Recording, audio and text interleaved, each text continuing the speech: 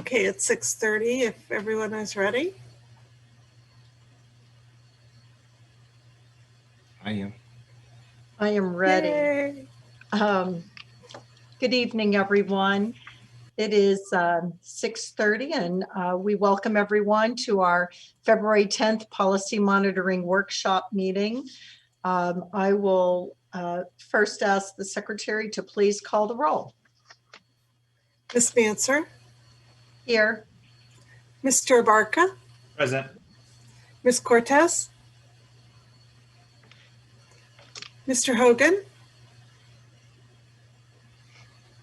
Dr. Jones, Present. Mr. Wasserstrom, Here. Ms. Wolfsey. Here. Thank you. Thank you. The first item on the agenda is the approval of the agenda for this evening. So it would be in order to receive a motion to approve the agenda. So moved. Is there a second? A second, please. Second. Thank you. It's been moved and seconded. Is there any debate on the motion? Hearing none, this will be a roll call vote. The secretary will call the roll.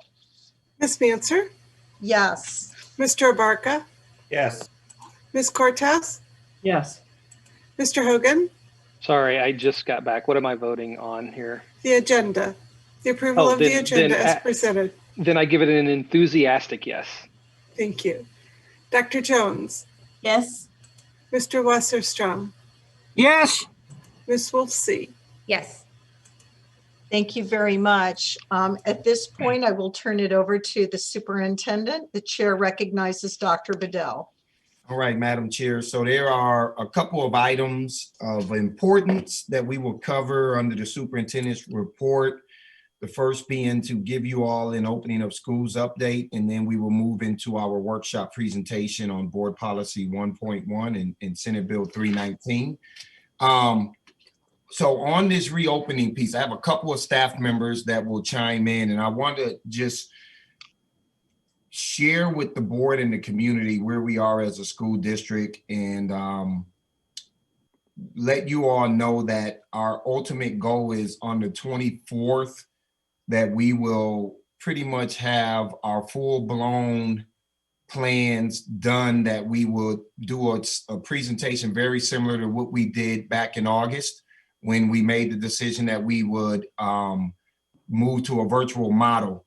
Here's what I can tell you.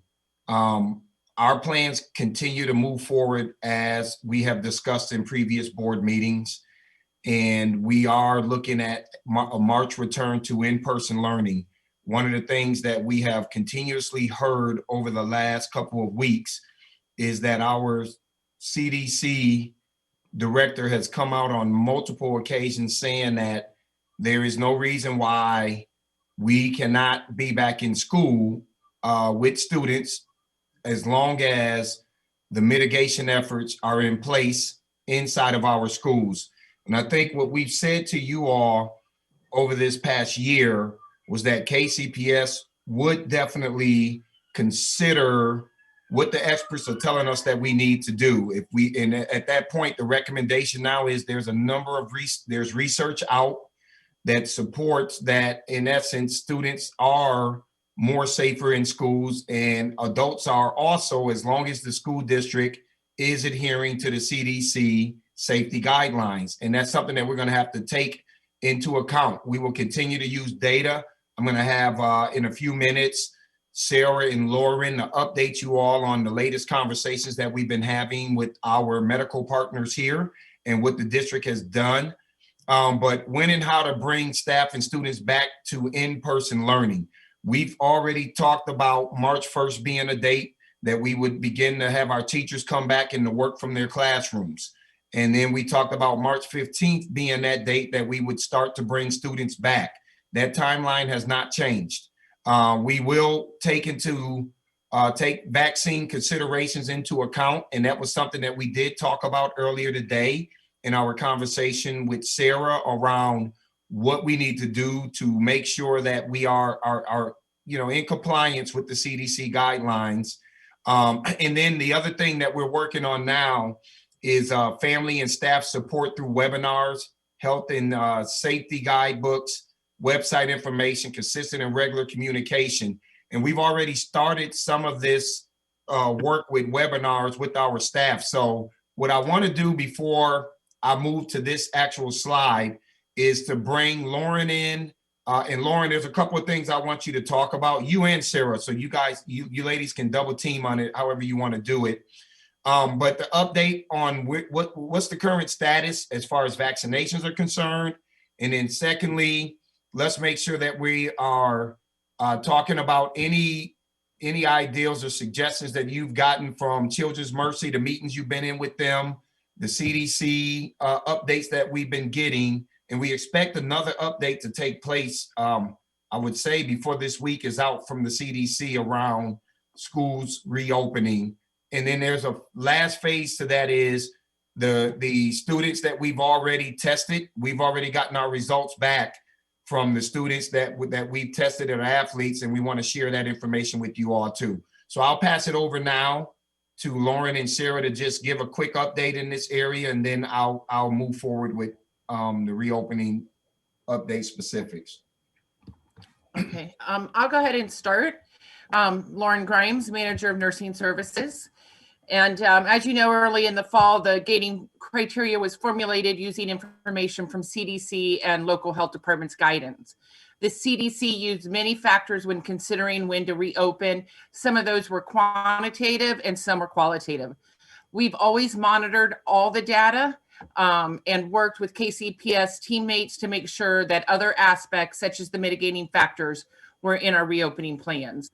Right now, when you look at all the considerations for the safe reopening of schools, we fall on both sides of the spectrum, which is about it's a 5-point scale that goes from highest risk to lowest risk. Our focus has been to work with TMC and Children's Mercy on a vaccine rollout to help lower those risk factors.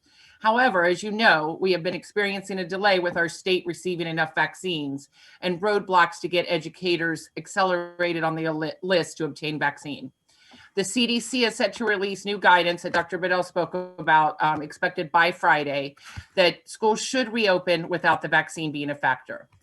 So now we're looking at that expected guidance and making sure that all of our protocols align. Our requirements that all students wear face masks, our cleaning, hand hygiene, and contact tracing protocols are all set with 4 of our 5 mitigating factors in place, leaving only social distancing as the last barrier. We can achieve this in most schools with our younger grades or hybrid schedule. Many studies have been done about transmission in schools, and the single biggest contributor to safe schools is in their mitigating factors. All of them, all of the time. Mask wearing, cleaning and disinfecting, cohorting, hand hygiene, contact tracing, and most importantly, social distancing. We also recently randomly tested our winter sports athletes and had 100% return with a result of negative. We were also given rapid antigen tests that we can use from the state to test staff and students. Overall, when looking at all the points of consideration, I do believe our risk of transmission in schools can be minimized if we were able to achieve all of the CDC listed mitigating factors. And I think it's important, Lauren, that you share with the board what was the number of athletes that actually tested? 152 that tested. Yep.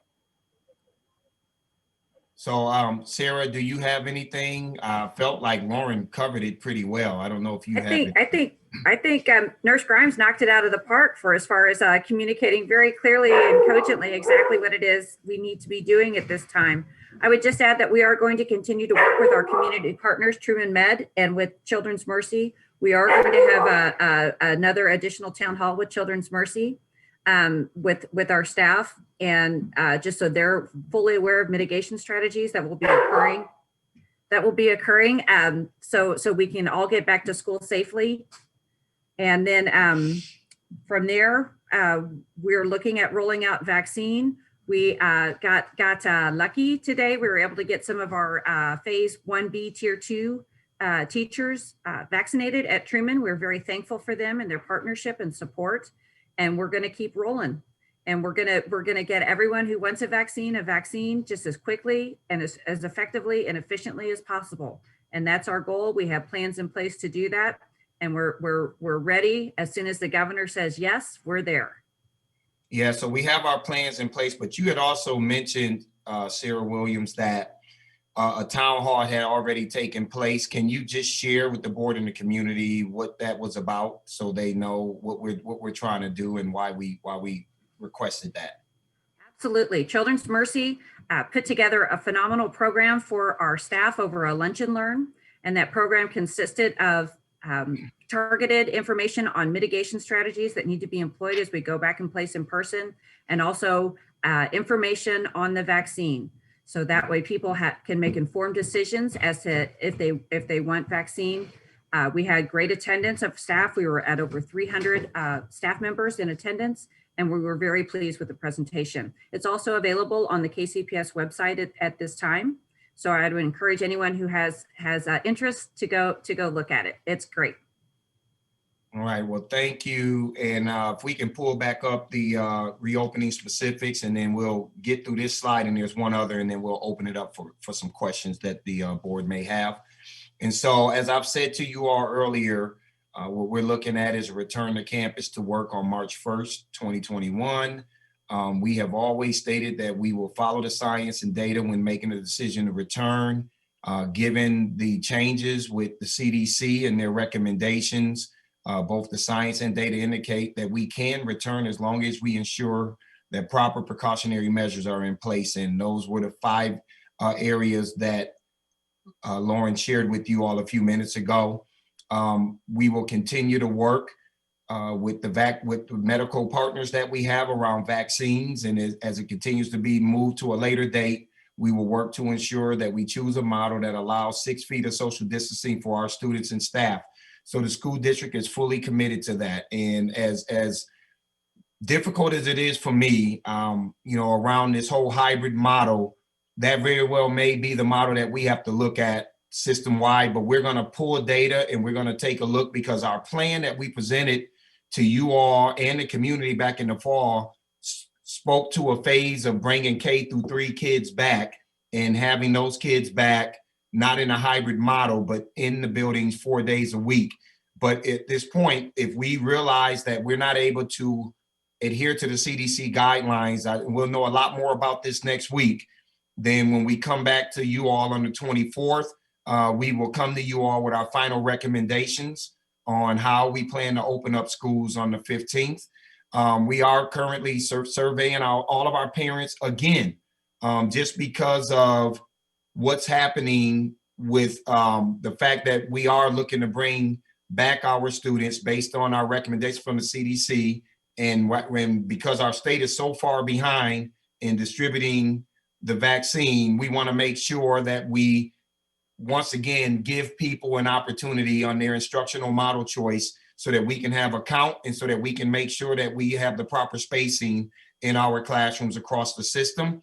Secondary schools, just as many other systems, will at this point, is probably more than likely, it's almost probably close to 100% as possible, will be on a hybrid model based on increased risk of student contact within halls throughout the passing periods, and also exposure of over 100 students within the classroom throughout the day. That's why I felt that the data that we got from the students who have been tested was promising. It gives us hope that this virus is not widespread within our students, and we will continue to look to work with partners and also look at our own funding as we make sure that we have testing available as needed. We are still committed to our plan introduced in July 2020 regarding a phased-in return. We told the community that it would be a phased-in return, that we wouldn't just bring everybody back at one time. So we will talk about that in greater detail on the 24th. We're committed to the safety of our staff and students, and we will assure you that those things will be executed prior to students returning on the 15th, along with those teachers that will be working with them in the classroom. Next slide. And so as you see here, once again, we will continue to share information with families and staff. A lot of this information is on our website.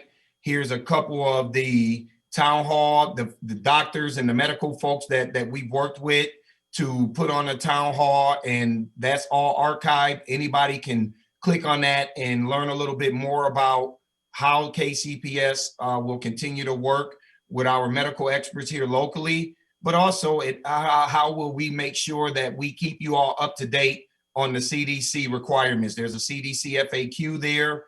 And as we get new information in on Friday, we will continue to keep that updated with any new information that comes in. But this website will continue to be populated with any new information that will come forth as we continue to work towards a restart or an in-person start with students in our schools. Lastly, we do want our community to know that we did start our learning centers over at Paseo and Martin Luther King last week. And we have had a great first week with some of our students that were recommended by teachers and building administrators as needing additional supports. And the inclement weather this week has kind of put us in a tough position, but we look forward to resuming that next week. And we will continue that up until we are ready to begin to bring students back in person. I think I said lastly before, but I'm gonna say lastly now. We are listening, and we will continue to adjust to supporting our teachers, supporting our students, supporting our parents as we work through what I believe is going to be a high period of anxiety. And I think the more that we can feed out information, the more that we can, let people know that we're taking into consideration some of their concerns, the better off we will be. But I can assure you that we will do this in a safe manner, and we have a strong system in place to model from with our early childhood centers that have been in since September. So, Madam Chair, that is my update on the opening of schools and where we are right now in our conversations. All right, so let's open it up for questions. Ms. Wolfsey, it looks like you might be up first. Thank you for the update, everybody. I know Sarah and Lauren and your entire team, Dr. Bedell, has been working on this, and it's not easy. And it's interesting because, like you, I get to wear two hats when I think about this, right? So I have been experiencing these decisions as a personal nature, but also have been reached out to by a number of teachers and students and parents.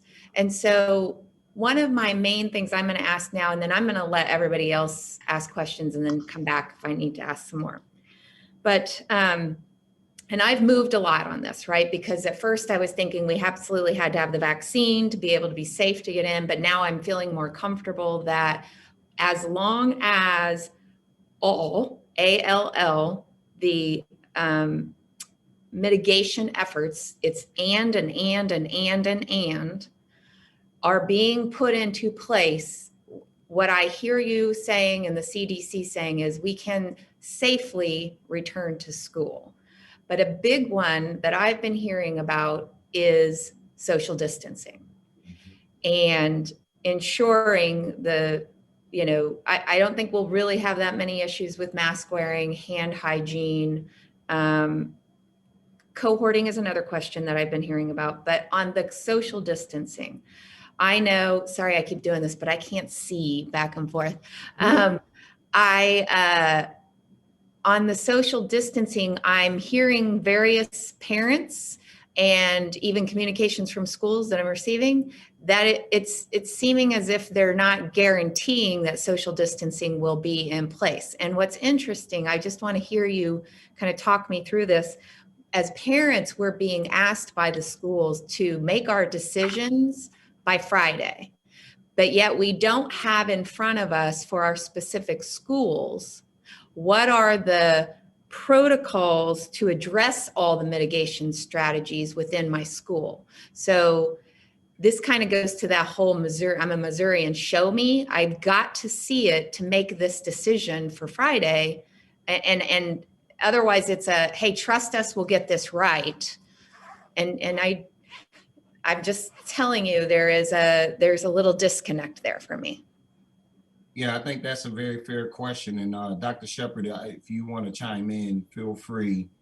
I know that we are working with our principals. You know, the district has created a procedure manual that will be utilized to talk about what we need to do safely, right? And a lot of this is built around the CDC, the health department, along with Truman and Children's Mercy that we've been working with to put that manual together. But that's an overarching guiding manual that gives everybody, you know, the procedures. Every single school has a different configuration. And to your point, no, we don't have all of that at this point from every single principal. We have spoken to principals, and I'll let Dr. Shepherd chime in on the timeline that we've asked them to be prepared to talk about what their procedures are going to be. How are they bringing kids in? How are they exiting them? What will the configuration look like as kids are moving about within the hallway? I will be very clear. I can't guarantee 6 foot distance in anything. I mean, we can set everything up, but at the end of the day, as kids are moving, I can't guarantee they're going to all stay 6 feet apart, right? They'll have their mask on, and I don't know of any school system that can do that.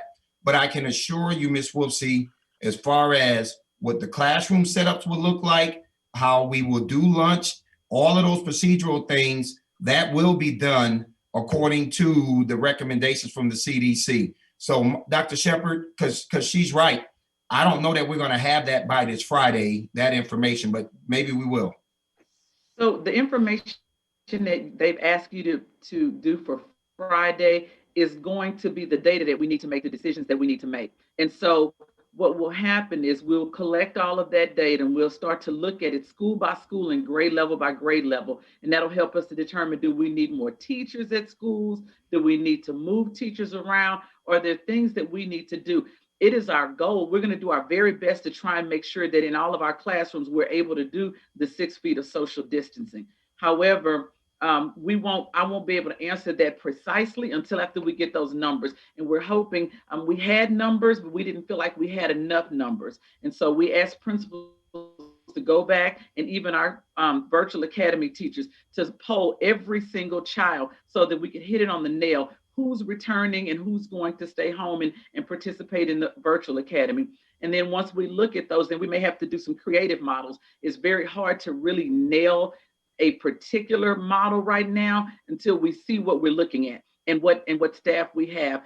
We did make some changes. We moved 5 teachers from the virtual academy over to schools with the anticipation that we would be going back so that we could make sure that those class sizes were small. One of the things that I think we did very well is we made sure that our K-3 classes were small. I was just looking at those K-3 classes over the course of our break here. And I saw that majority of them are really small, like 16, 17. And so we have the data that shows how many kids would be maximum in a classroom based on the ability for us to be able to social distance. And so we're going to side by side that information so that we can make some decisions here. But we can't make the type of decisions we need to until we know exactly what parents want to do. And some parents have already decided, I want my kid at home for the rest of the year. Then some have already decided, I want my kid to be at school when they come back. And then we still have a lot of undecided. So we're hoping that we get the best data that we can so that we can make these decisions. And we'll be able to update you very soon once we get the data. Thanks for that. One of the things I would ask is that, for instance, one of the teachers explained to me today, she, I guess, now has 15 in her class. She had 12, but a few are coming in from VA, Virtual Academy, but has also been told that her classroom, with everything moved out of it, can only handle 12. So I would be curious how you guys would address that. You know, that's the sort of thing that if I'm thinking about this as a parent, those sort of things I need to make sure are worked out so that I feel comfortable sending my student and saying, yes, we all want them to go back. Let me be very clear. I think it's the safety that we're concerned about. And so I do feel like what's happening now is a little chicken egg here. some of the answers may not make me feel comfortable enough sending my kid back. So then I'm forced to make another. So I'm just telling you what I think many people are struggling with right now. Okay, and one of the things I'll do, Ms. Wolfsey, is as we go through and we look at the spreadsheet, I'll make sure that I line up, because we have every classroom in the entire district. Jesse did this work at the beginning of the year when we were thinking about returning back in August. So we have every classroom, and we have the number of students that could fit in that classroom at a maximum in order for us to be able to do social distancing. And so what we will do is we'll take next week and we'll start compiling that data so that when we do come, we can be able to show you on the spreadsheet. And if there are some hot, some ones that we need to have further conversation about, we can do that. But I'll make sure that we have all of the data on there updated based on the latest information we have, so you can look at what the maximum number in that classroom is, and then the number that have been assigned to that particular teacher. Okay, and Ms. Wolfsey, I'm going to go ahead and go to Dr. Jones, who's waiting, and then we can loop back for a few more, okay? Go ahead, Dr. Jones. Oh, yes, just a couple of brief comments. First, I really like that you all presented the data about the athletes. I think that's very promising and encouraging, especially since that's been a very mobile group. And so I appreciate the testing on that. And I'm also encouraged by the fact that you all have secured additional antigen tests, so that's really helpful if ever you wanted to go through and start a sampling protocol. So that's awesome.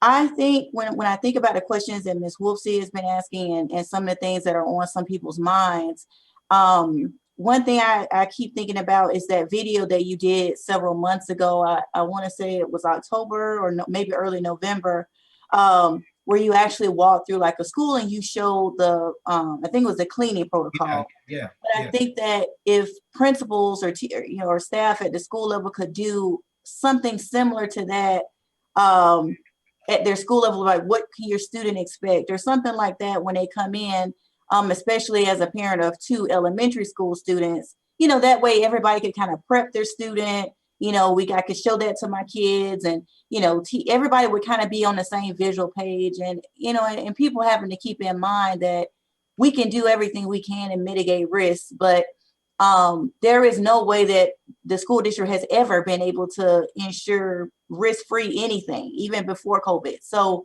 I think that's something to keep in mind. At the same time, like, we can set everything up, still knowing that there is risk of, getting flu or getting COVID or getting, anything, but we can do all that we can to minimize it. And so I think that might be something, the thing that I had been hearing some time ago, I haven't heard it recently, but was, well, we know the district administration has been telling us they're going to put protocols into place, but no one's really sure what that looks like. So I think showing people what it looks like, kind of like Ms. Wolfsey says, to the best of your ability would go a long way. But otherwise, I'm encouraged by everything that you've been sharing today. Thank you. I think I've got Ms. Cortez and then Mr. Hogan and then Mr. Abarca. Is there any, I don't think that wasn't really a question, but thank you, Dr. Jones. So Ms. Cortez, go ahead. So a comment and a question. The comment is really, I hope that we will consider, and this is a little bit chicken and egg, right? You need information to do the planning for parents to then react to. And I hope that in the same way that we have asked our families and staff for grace as we've sorted through this, that we extend that same grace to our families and students to, if we need to adapt to subsequent decisions, that we give them the freedom or at least some opportunity to do that in response to how we articulate our plan as it finalizes. I mean, I know that there's no perfect way to do that, but I think we've been asking that of them. We need to extend the same opportunity. And the second is really a question about, in looking at the site and thinking about how much information we're kind of pushing out to the community and to our families and students. How are we doing this for our families who are not native English speakers? All right, Kelly. Yes, so Good question. And one of the things that we're doing, we talked a little bit about talking points as an app that we're using and streaming as we go through this survey and asking our parents what choices they would like and how they want to approach learning as we come upon March. So talking points is one of our biggest new applications that we're using, Ms. Cortez. And of course, we're still using email, texting, and phone calls, but talking points, which is the translation tool to all of our native languages via text and two-way communication between teachers and parents, is our main form of communication right now with them. Is there some way we can embed in on that page with all of those resources, some kind of link or reminder to families, right? Getting there to reopening and to that page with all of that reopening information, it's all in English. And I don't know, if we're trying to push people to that as our primary information source, we need to give a little consideration to how we make that accessible. Yep, that's great. And our website is translated into native languages as families choose that in the dropdown. So as they maybe choose to view the site in Spanish, all of those are then translated into Spanish, or the pages are translated in Spanish as well. Okay. Okay, thank you. Mr. Hogan, and then I'm going to go to Mr. Abarca, and we can circle back to others. Yeah, and so I don't really have a question, more of a comment, I guess. Well, two comments. One, thank you for continuing to do what you said you were going to do, Dr. Bedell and team, at the very beginning of this pandemic, which is we're going to follow the science. And I think the science is pretty clear around getting kids back in school. Again, as long as we follow the protocols and have an expectation and faith that that will happen. Anecdotally, that, just kind of a point that hopefully will resonate a little bit is I have a friend who lives north of Houston, and I think it's the second largest school district in the state. And they have 3 girls, one in elementary, one in middle, and one in high school. And they've been back in school for months. In fact, I think they've spent the majority of the pandemic in school, minus maybe a month or so. And they're very focused on, social distancing, wearing masks, et cetera, sort of doing the things that we're saying that we're going to do as well. And none of them have come down with COVID. And so, again, it's anecdotal. It's the world's smallest sample size. And I get that, but I just want people to know that we can do this if we do it the right way and keep their kids and their families safe. So I just wanted to sort of point that out. Thank you. Mr. Abarca? Yay. I very much appreciate these presentations and some of the due diligence that we are doing when it comes to getting to this point. I think that is very important. I also want to preference that I have a master's of occupational safety management. So risk is something that I took a class on that I hated because you can't get rid of it. It is there inherently. The realities, though, I think locally is that we still have Black and brown families who are disproportionately impacted by this virus. And there's been nothing from the city, the county, or the state to mitigate those things. There have not been preferences on vaccines. And I worry very much that we're going to play into that even more by bringing our families back too soon without complete I guess accommodations from the vaccine perspective at this point is the best we've got. And that being truly accessible to not only our teachers, but our staffs, our families, everyone. And so I will continue to adamantly stand in opposition of returning until we get to a point where vaccines are readily available to everyone. I've received so many messages referring back to our gating criteria that we talked about when parents initially made these conversations. And I understand that there's a lot of fluctuation going on, but we have to create some consistency even in the environment where there is no consistency, because that's the only way we can maintain a culture that people can depend upon us as they make their decisions. So I will just reiterate those points and leave it at that. So Dr. Bedell, I have a couple of questions. And I think it's for me to just ensure I fully understand that the decision criteria that's currently on the website, the gating criteria, are those still current and relevant to where we are in our decision process, or is there a need to either adjust that gating criteria document based on CDC direction or public health direction. I want to be sure that that information is actually relevant to where we are from where we were 5 months ago. Yeah, I think, I may have Sarah and Lauren to chime in on this one, but, we continue to keep that up to date every 2 weeks as that data comes in. And I think where things have changed is that the CDC still has a gating criteria. They still have the same gating criteria that we pretty much kind of put together from that. I think the difference at this point is the research that's been done, the studies that have been done, the examples that the CDC has received with a number of school districts that have been in session. And so I think where we are as a school district at this point is, we've had an opportunity to look at those studies. And I think some people will say, well, some of the studies are done in rural areas, but I also know a number of urban districts that are running right now, and they still have the concerns that we all have around this virus. Omaha Public Schools would be a prime example. And they're back in, and they're up and running and have not had significant incidents. Are they having to close down a class from time to time? Yeah. I mean, we're going to run into that. This is not going to be perfect, but I think the gating criteria is still there, and the CDC still has that readily available. But I think hearing the CDC say, after conducting the studies, we at this point are recommending that if schools can do so, you should be putting kids back into school.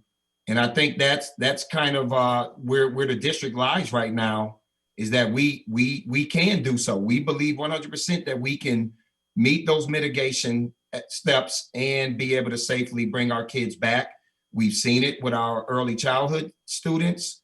We know that we had run into some issues earlier with our high minute students with the number of absences that we were dealing with.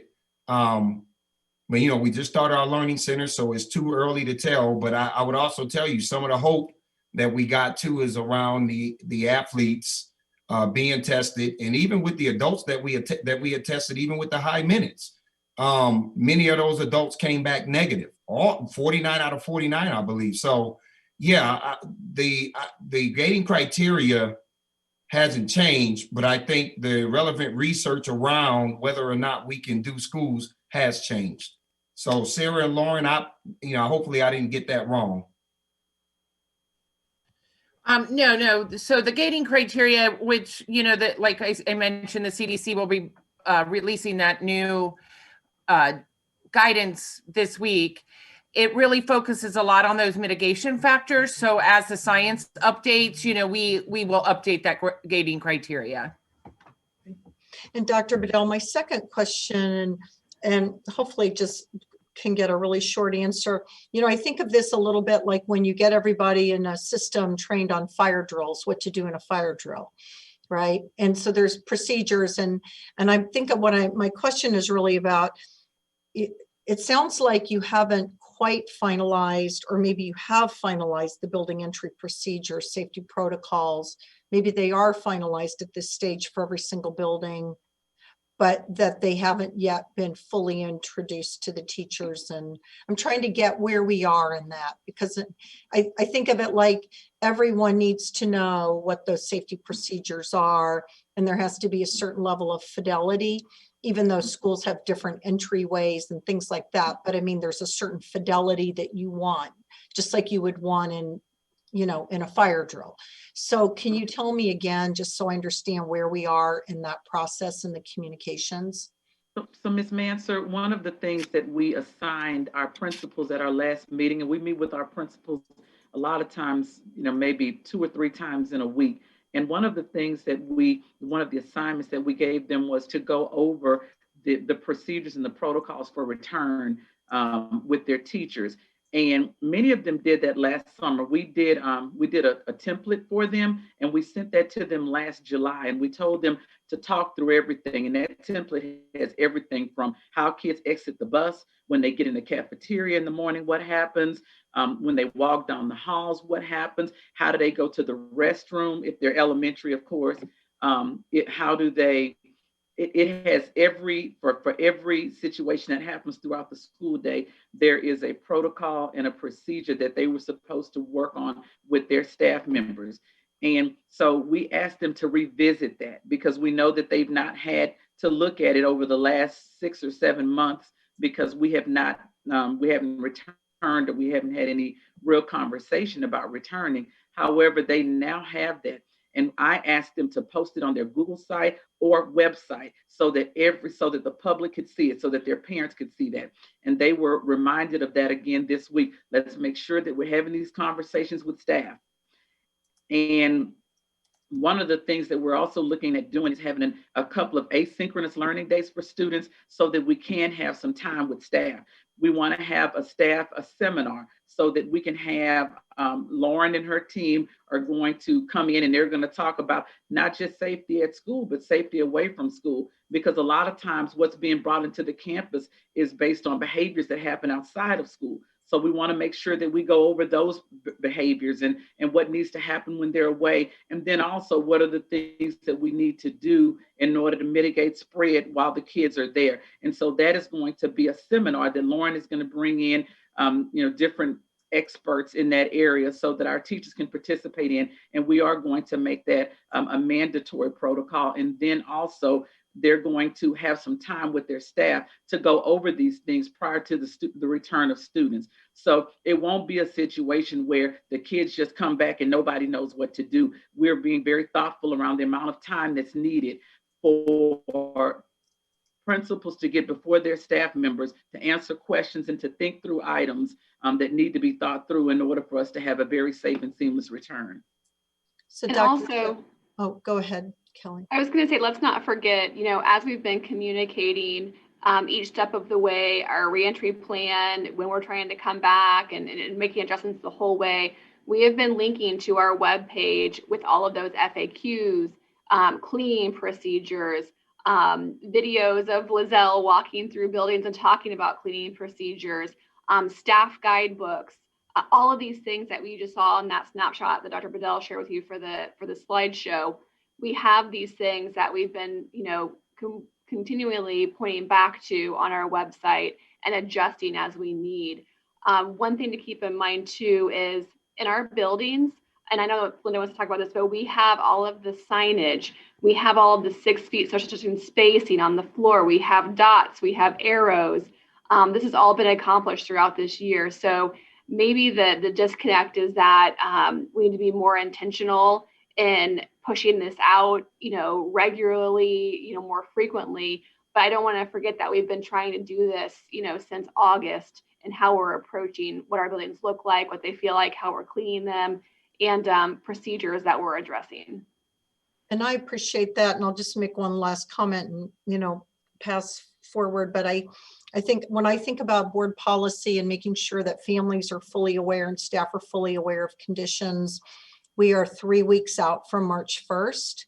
I wish we weren't 3 weeks out. I wish we were still, end of January, but we're 3 weeks out. And so I think what I would hope for is, just like we do other things in KCPS, we take a systematic approach. We try to create continuity and clarity. I think that's kind of what I'm looking for at this stage. So thank you very much. Are there any additional questions before we move to the policy monitoring report? Dr. Jones?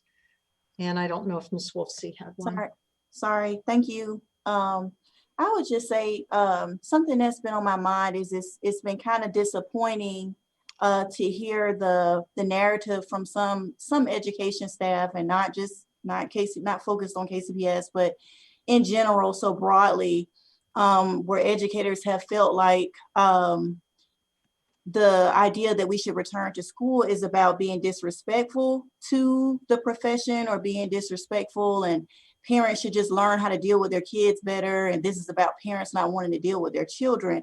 And I would just say, you know, as a parent, as a public health worker, as, you know, all kinds of, as a board member, that is the farthest thing from anything that I'm thinking, and I'm sure any of my board colleagues or any of the administration. And so I really hope and I pray that folks can really understand that what this is about is minimizing risk to the best of our abilities, while understanding that there are a lot of children who are not doing well with this.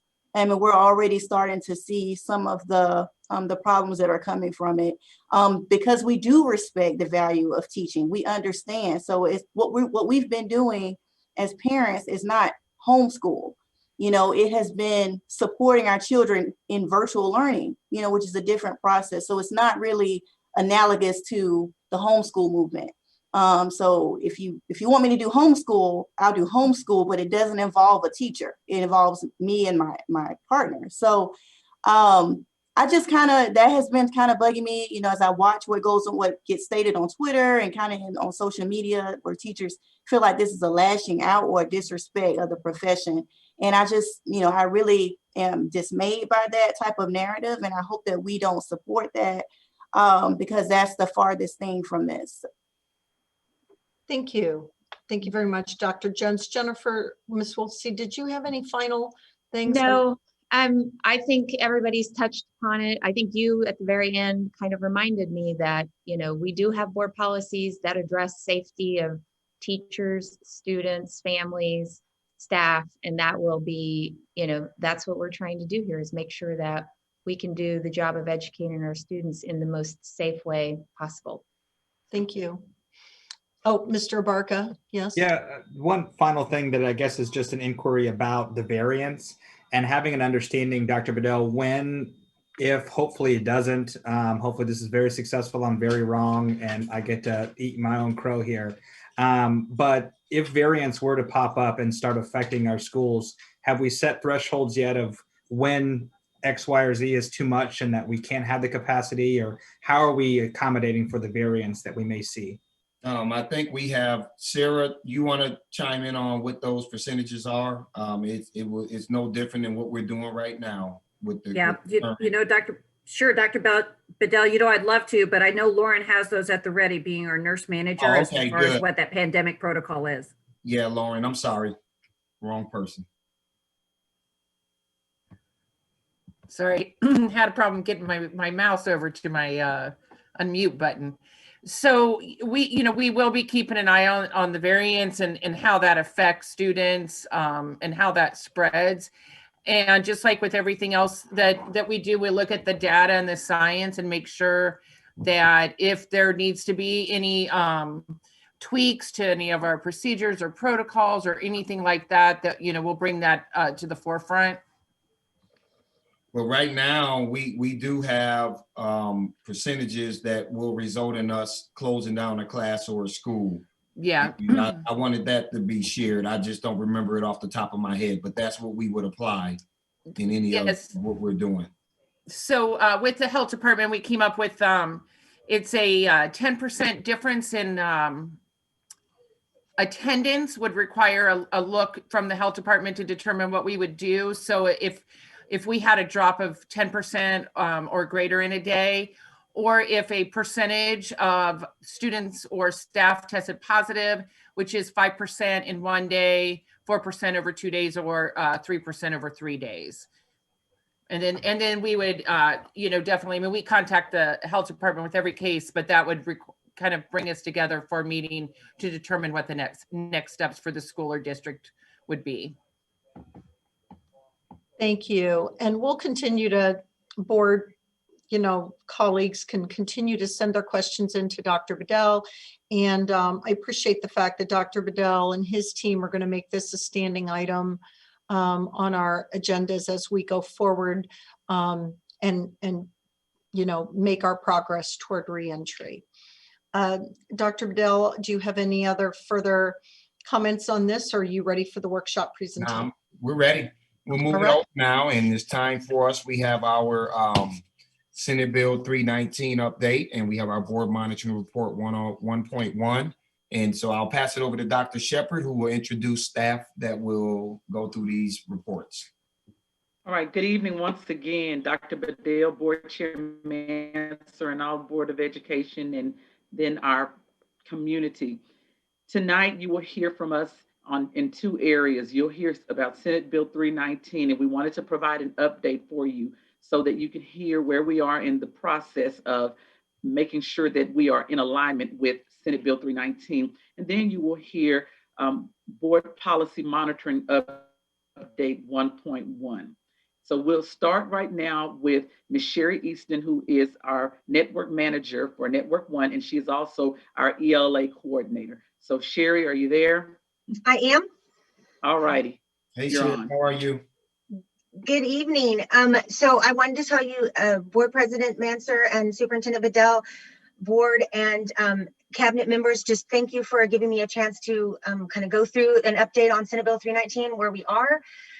So I won't take very much of your time, but I just wanted to tell you a little bit. So as we know, Senate Bill 319 is a state reading bill that mandates that any fourth grader reading 2 or more grade levels below, which would be the second grade or lower, must be offered 40 hours of specialized reading tutoring outside of the instructional day. They also have to have a reading intervention plan completed so that all teachers who work with the student, both in and outside of the instructional day, can provide the appropriate reading accommodations and the targeted reading instruction that has been decided specific for that student. All identified Senate Bill 319 students maintain the status and continue to work with a reading intervention plan until the student reaches at, on, or near their fourth grade level. So that is a little bit about it. Now some current updates as to where we are. Right now, we have 207 Senate Bill 319 students that have been identified by the iReady results. Students are going to receive a second administration. Actually, they're in the middle of it right now. They're taking the winter one. And then they'll also take it again in the spring. Once they reach a scale score above 550, that removes students from the Senate Bill 319 status. So the window for the winter iReady closes on February 12th, which is this Friday. So the first thing next week on my agenda is to identify students who have qualified to be removed and update the principals on who is currently on their status. And then we'll do that again in the spring. At this point, all schools have started tutoring with a carefully selected tutor. Some schools have more than one tutor. Tutoring at all buildings is scheduled to be completed by April 30th. That gives us time to review all the submitted reading intervention plans and to identify those students that are still needing to attend mandatory summer school because they would still be below that second grade level. So that's a little bit, some changes that we had for this year to kind of clean up some things from last year. We simplified the process that teachers use for recording tutoring hours and have provided training for the building secretaries. I want to give a thank you to Jody Powell and Tom Sullivan, who provided that, working within Tyler, our learning management system, so that it's very easy for teachers to record attendance now. Also, we've decided that tutors will not be paid their stipend until the reading plans are submitted to the central office and all their attendance is recorded into Tyler. So in the past, we processed those payments, and now we're going to make sure that the reading plans are submitted and attendance is completely finished before we process the payment through payroll. And then the reading intervention plans are going to be distributed to the summer reading interventionists. We always have a summer reading interventionist at the buildings so that effective reading intervention can continue seamlessly. And the summer reading interventionist won't have to start over with testing to determine where a student is. They'll be able to pick right up where the student was in the spring to continue with effective reading instruction. So that's just a little bit of an update on where we are in Senate Bill 319. I will pause and see if you have any questions. Are there any questions about the Senate? Okay, wonderful. Thank you. Thank you for keeping us apprised. We appreciate this update. Absolutely, anytime. Have a good evening, guys. I will see you later. Hey, good job, Sherry. Thanks. All right, Dr. Shepherd, we're ready for 1.1. All righty. So tonight you will hear from our team, and each of us we've divided this presentation up because we're all working on this together. We work, just as a note, we work very well as a team in making sure that we provide all the support for our schools and making sure that we're following all of the board monitoring policies and doing our due diligence to ensure that even in the midst of children being at home during this time of the COVID outbreak, that we're still responsible for their learning, and we're still doing everything that we can to make sure that children are learning and growing in our system. So board policy 1.1 is around high achieving critical thinkers.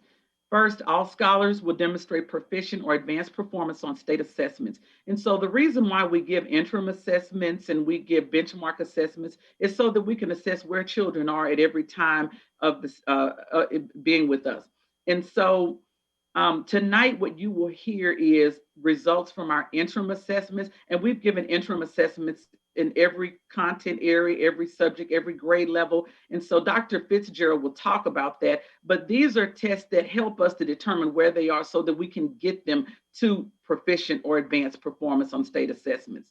And then second, all scholars will demonstrate literacy, numeracy, and critical thinking skills at or above grade level, both as a whole and by groups. And so when we think about that, it's not just looking at the whole, but it's looking at and disaggregating all of our groups, such as our English language learners and our students with special needs, and even looking at our ethnic groups. And so we now have a platform where it makes it very easy for us to do that and for teachers to do that, so that we can make sure that we are looking at individual students and we are applying an equity lens to all of our kids, which takes me to policy 0.0.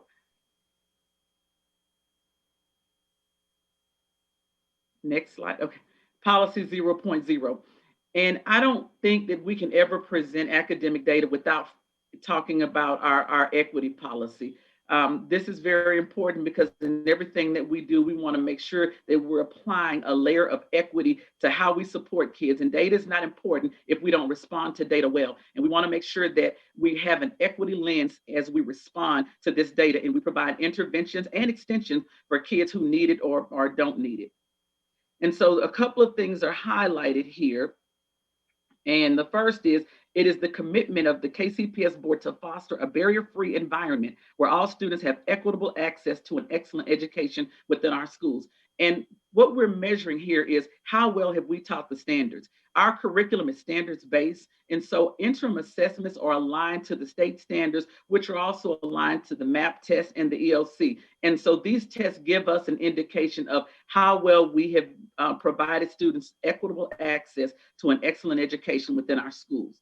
And then the second here is the KCPS board holds itself and all KCPS staff accountable for building a culture of equity at all levels of our district in order to meet our responsibilities to the entirety of the students we serve. And so we look at it being our responsibility that as we look through these results, and most importantly, as we respond to these results, that we are providing the necessary support for all of our students so that they can succeed. And then the next, so Dr. Fitzgerald will come on, and one of the things that this data is telling us, we've been using the term mitigate learning loss. However, as Dr. Fitzgerald pointed out to us earlier today, mitigating learning loss may come from a deficit lens. And so we want to make sure that we're always approaching things from a more positive lens. And so instead of saying mitigate the learning loss, you will hear us all throughout the night talk about accelerating learning, because if there are students who did get behind, then what our goal is with this data is to look at what we need to do in the summer and to look at what we need to do in the fall and all of the professional development needs that our teachers may have so that we can accelerate learning for students. And so Dr. Fitzgerald will now talk about interim assessments in KCPS. Thank you, Dr. Shepard. Thank you, Board Chair Manser, Superintendent Bedell, rest of board, cabinet, and community. I'm very excited today to talk about our interim assessments. So first, I want to talk about what are interim assessments. Interim assessments are assessments that students take about every 6 to 8 weeks. We want them every 6 to 8 weeks because we want instruction in between the interims. So we're able to really identify if our students are showing any gains.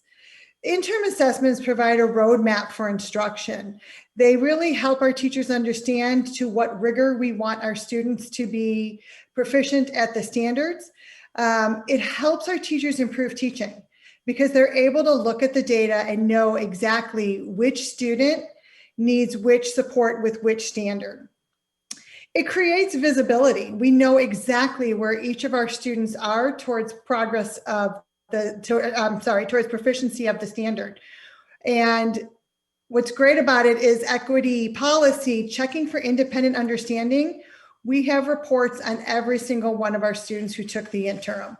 Every student, which standard they are mastering, which ones they are not, and what supports we need to give them. And finally, our interims will prepare students for high stakes tests because there are some item types on high stakes tests that students are not familiar with. The students are not always familiar with the time frame that it takes to take a high stakes test.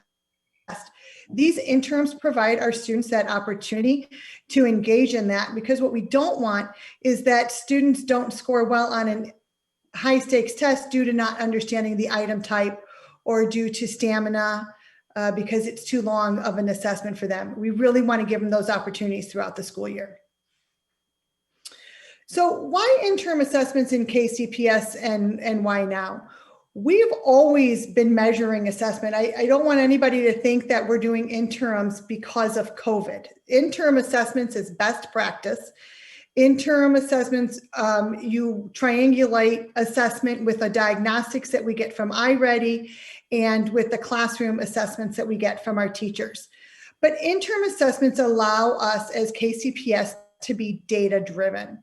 It allows us to know exactly which student, which standard, which strategy. So we can accelerate learning for every student and know exactly what each student needs. So again, talking to every student, we get what's called poolside. When we get poolside, where some reports that you'll be hearing about later tonight allow us to literally see each student and what they answered for each question. So we can understand, is it a stamina issue? Is it a test item issue? Is it a lack of understanding of the standard issue? We get poolside and really understand each of our students and each of their needs. And again, it provides our students that opportunity to experience a high stakes test. High stakes tests can be scary to children, can be unknown to children, and we really want to make sure they have those opportunities prior to a MAP or an EOC. So KCPS interim assessments are what we call mirrored interim assessments. They are the same standards, same item type, and same cognitive complexity or depth of knowledge. We would just change up the numbers or the passages, the texts, or the experiments. The reason for that is that in order for us to determine if kids are becoming proficient on the standards and show gains, you really need the assessments to be assessing the same standard with the same item type at the same cognitive complexity. When we are able to get multiple tests, which we will have next year, as you can see, we will have 3 interim assessment administrations. We will be able to say these students are showing gains, these students we still need to continue to work. Because they're mirrored assessments, we are assessing standards of children that they have not been formally taught yet. Because again, we're assessing at the beginning of the year, the middle of the year, and then before MAP. So clearly some standards have not been taught yet. But what we find, and you'll see some of this data tonight, is sometimes some of our students are already proficient in those standards. So that helps our teachers design instruction for those kids, because we need to push and enrich for them and not start with the core instruction. That final link there are the identified standards, and we provided the standards to our schools. So our schools know which standards we would be assessing on our interim assessments. The curriculum coordinators from Curriculum Instruction Professional Development created our interim assessments. They used the DESE blueprint, the blueprint from the state, for our MAP and EOC. This is an example of the 4th grade math blueprint. What this tells you is that for the domain of number sense and operations in base 10, there will be 9 to 11 points, or 19 to 23% of the test. So our curriculum coordinators took this information in addition to the priority standards identified by DESE, determined which standards we should assess and which item types to use. That doesn't mean that those are the only standards we teach, because a lot of the other standards are what we would call foundational standards to help kids get to understanding, being able to show proficiency of the identified priority standards. So again, these interim assessments are linked to the blueprint for MAP and EOC. They are the same length if it is a MAP and EOC course, giving kids that experience. And then these are all of the courses that we offer interim assessments in. You will notice that some of them are not EOC or MAP courses, and that's because of wanting to be a data-driven district. Just because it's a MAP and EOC course, just because it's not, doesn't mean we don't want that data. We want our data on all of our students. Again, back to accelerating learning of our students, knowing which student, which standard, which strategy. So we gave a lot of interim assessments during this first round, and we will continue to offer or to have interim assessments with these courses moving forward.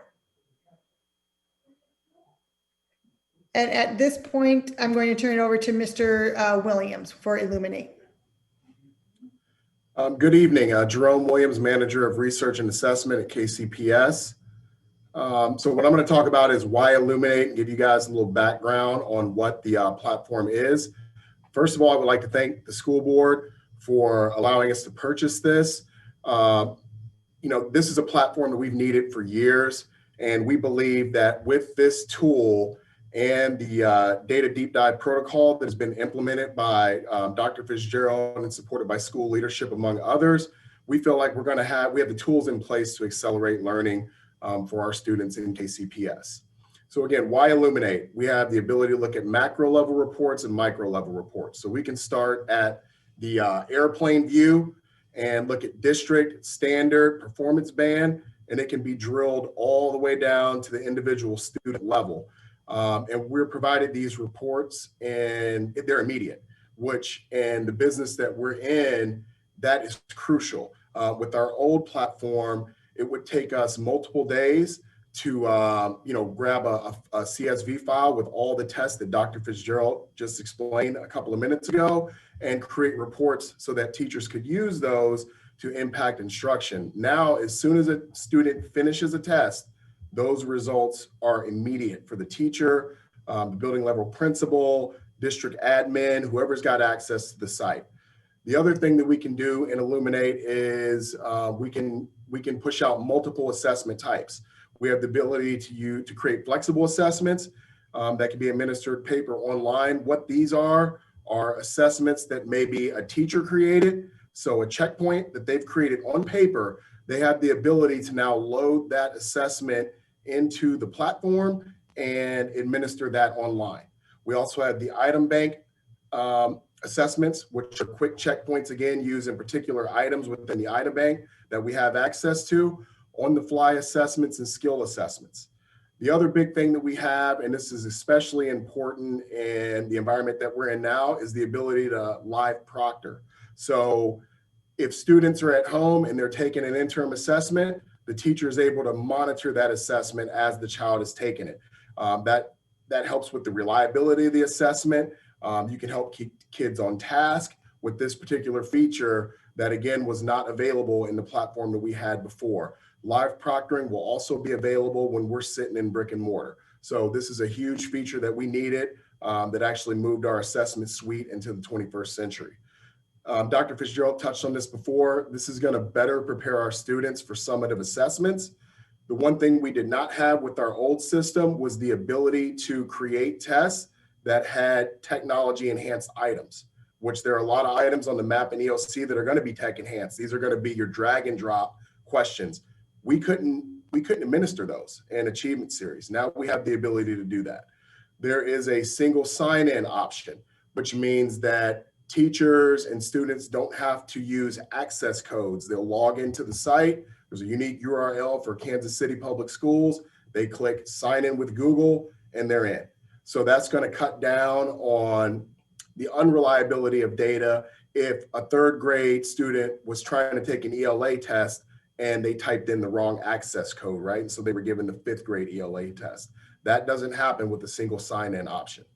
The other thing that we get with Illuminate is called DNA, which stands for Data and Assessment. And this gets at knowing the whole child, which is a part of our strategic plan. We're able to triangulate data with Illuminate, meaning that we can bring in interim assessment data. We could bring in a flexible assessment that a teacher may have created. And we can also match that with attendance and discipline. Whatever we want to put into Illuminate, we can match that with a student to get a picture of the child's entire academic progress, not just testing, right? There is a direct connection to our student information system, or SIS, which is creates a single data repository, right? You don't have to go to multiple places to get information, which cuts down on time and also makes it more, I think it creates more buy-in for individuals that are using the system. And it is totally aligned to our strategic plan, goal 3, which is continuous mastery towards all subjects. Again, as Dr. Fitzgerald stated a few minutes ago, we're able to create tests for all those different courses, even courses that are not EOC, right? So we are continually growing towards mastery of all subjects, and it fits in priority 2, which is focusing on teaching high quality standards using a reliable curriculum and assessments. Right here, this is an example of what teachers and district admin will see when they log into Illuminate. The little squares that you're seeing are called tiles. These can be customized to whatever the end user wants to see. So if Jerome Williams goes in and I want to move view assessments from the top left of the screen to the bottom right of the screen, I can do that. It's whatever I'm comfortable looking at. I can, manage this tile framework how I want it to be managed. The other great thing is that there's constructed responses pointed out there. This is huge. When a teacher gets in and is looking at their particular class, they will be able to see that constructed responses have not been graded, right? Or a student has not completed their constructed response. So instead of going to 2 or 3 different places to look at that, they're able to manage that from this one screen.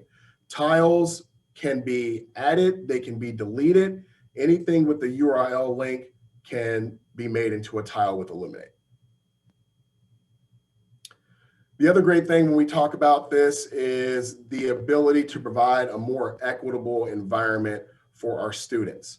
So what we've got here is a list of online testing tools, or OTTs, that students have the ability to use when they're taking a test.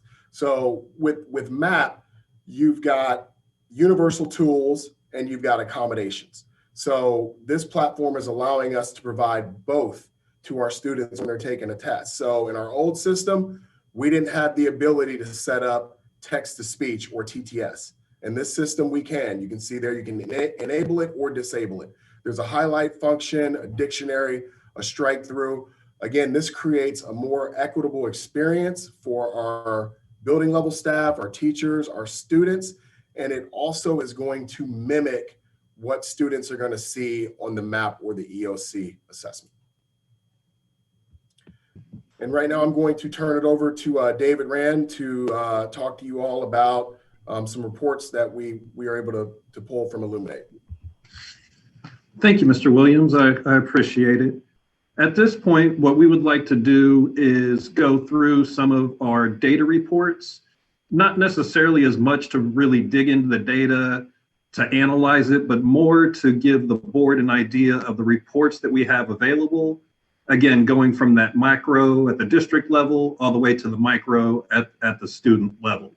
So as we go through these reports, more for context around kind of what we have available and how we're using it. Before we get into that though, I do want to make a couple of points about the data as we get into it and look at it with our schools. The first piece is we have to acknowledge that there are some concerns about the reliability and validity of this data with students testing in a remote environment. Similar to how we presented the iReady results, we do have to keep that in mind, that some students maybe had Google as a friend to help them do maybe a little bit better than they otherwise would have, as well as our students that might not have an ideal testing environment, which can obviously affect their performance. The other piece I definitely want to highlight is even in person, in brick and mortar, where we are fairly certain of the reliability and the validity of the assessments, we never want to make instructional decisions off of just one piece of data.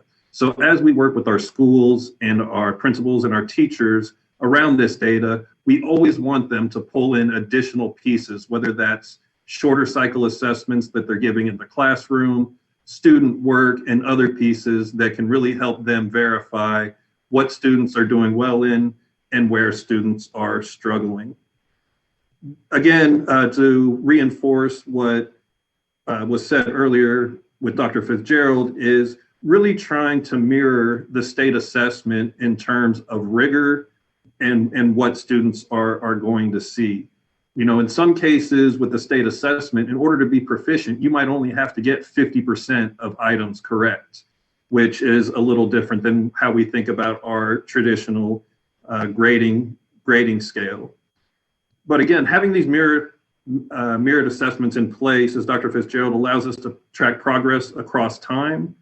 And so the important thing to keep in mind with a report like this that is looking at performance band distribution is that we're not projecting how students will perform on the MAP test when they take it in May.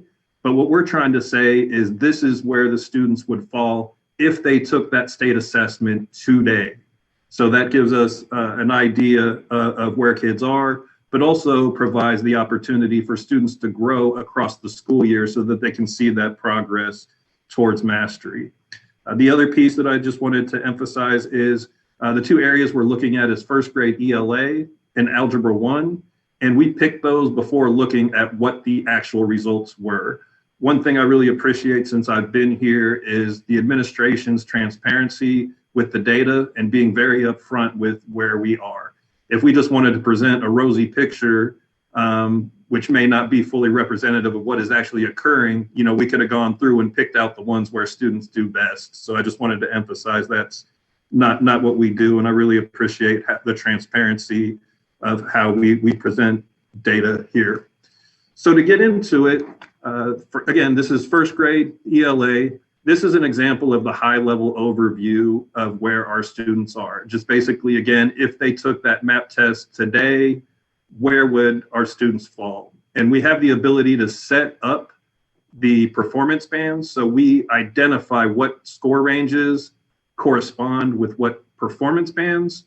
And again, we try to match those up with the rigor of the state level. And so this report is just simply telling us what percentage of our students scored in each of those performance bands: advanced, proficient, basic, and below basic. This next report is a mastery report. At the top, what you're seeing is basically a consolidation of the performance band. And so in blue, you're seeing the students that are considered to have achieved mastery based on this assessment, and in red, the ones that have not. And so the students considered achieving mastery would be those students scoring proficient and advanced, and the students that are scoring not mastery would be that below basic and basic. At the bottom half of this report, you do have several different options for what you want to see. In this particular instance, we're looking at by standard. And so you can see for each standard, a description of that standard, as well as the percentage of students and the number of students that are at mastery. But as we want to dig in and look at standards, there's actually some better reports that we can look at. This particular report right here is, again, a summary of students that mastered each standard versus the ones that did not. In blue, that represents the percentage of students that mastered this particular standard, and in red, the ones that did not. What I have added that's not on the reports that we get out of Illuminate is where in our curriculum do these particular standards fall? Because I think that's incredibly important for context as we're looking at this.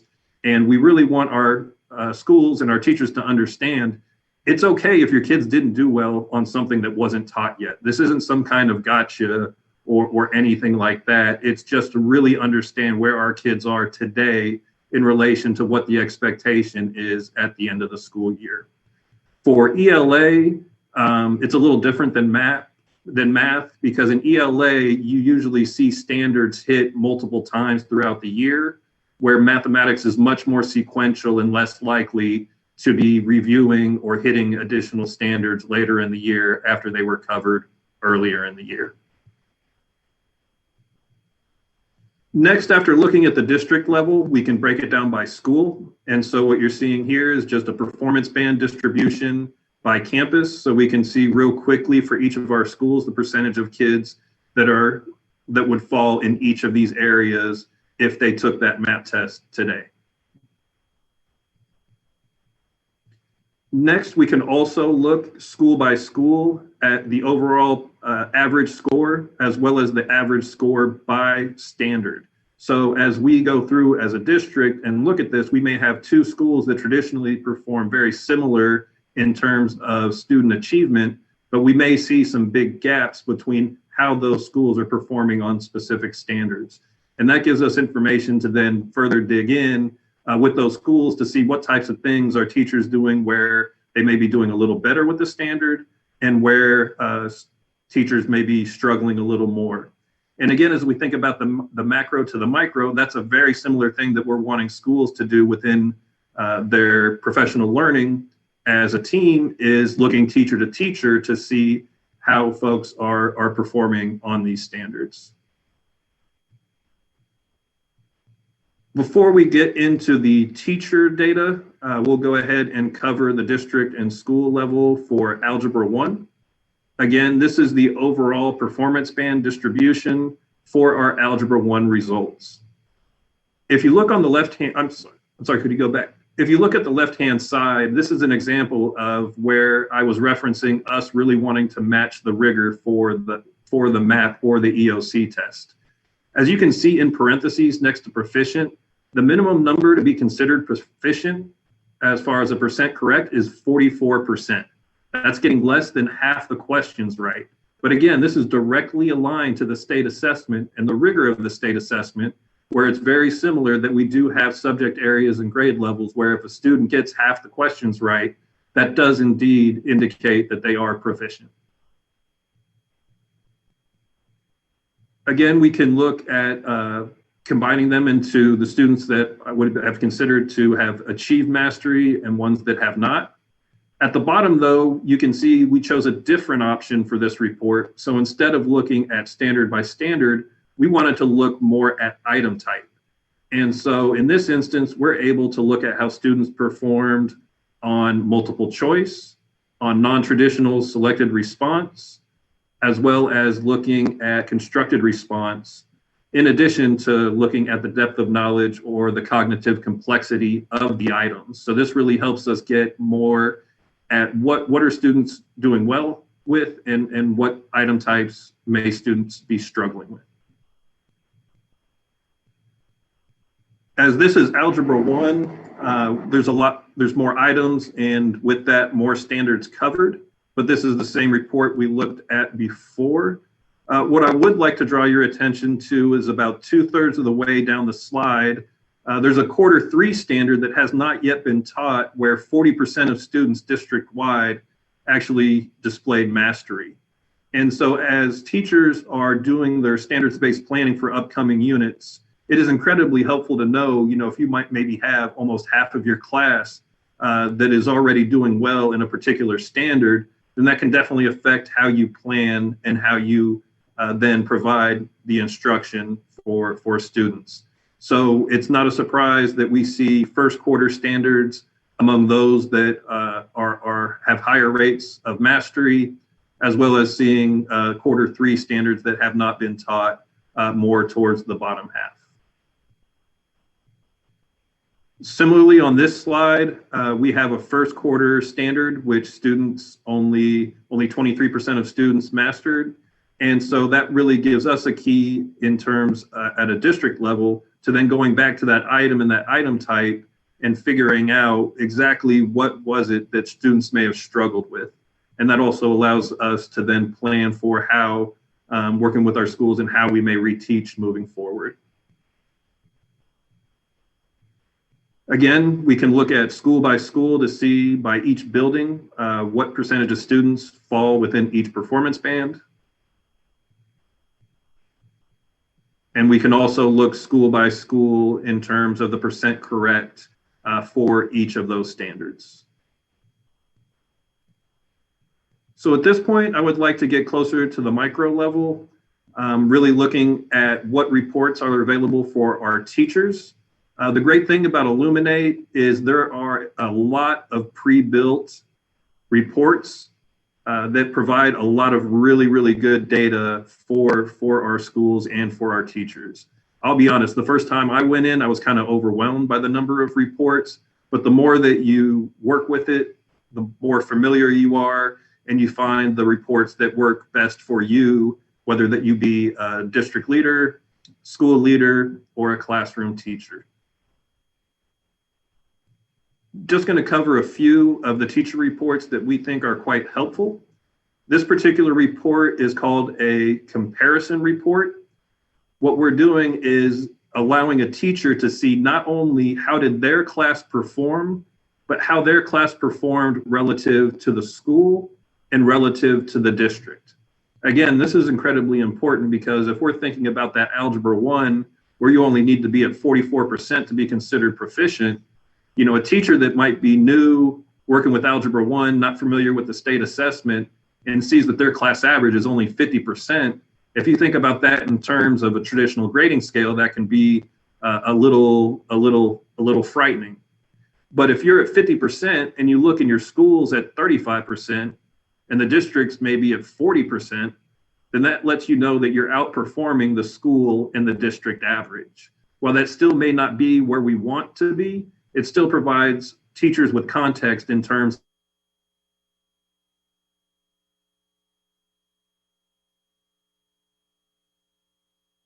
of how are their students performing relative to others. Next slide, please. Hey, David, you froze on us a little bit. Okay, yeah.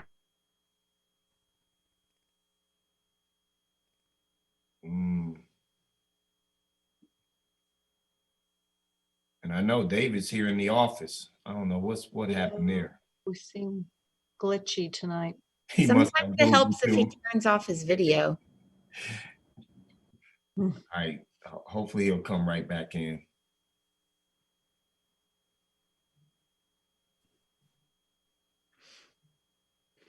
Wrong. If we go to the matrix report, I could speak to that. I know that's a report coming up. Sorry, I'm back on. Okay, he's back. Apologies. So yeah, this next report, we're able to then look really item by item or standard by standard to see how students are performing. I know it's a little small here, and just to let you know, this data that we're looking at right now is just generic data. This is not actual teacher reports or student reports from our results. But again, being able to look at each individual standard in each individual item to see how your class is performing really helps the teachers focus on what areas may be needed for improvement. This matrix report is probably one of the more powerful reports that are available. What we're looking at here is across the top is by standard and by item.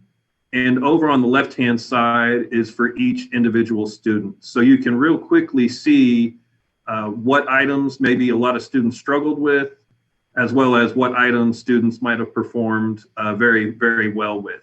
The other great thing about this is not only can you see if a student got it correct or incorrect, you can see what their answer choice was if they got it incorrect. The reason this is key is because if you have, say, 2/3 of your class miss a question and almost all of them selected the same incorrect response, you can then go in and click on the item and Illuminate.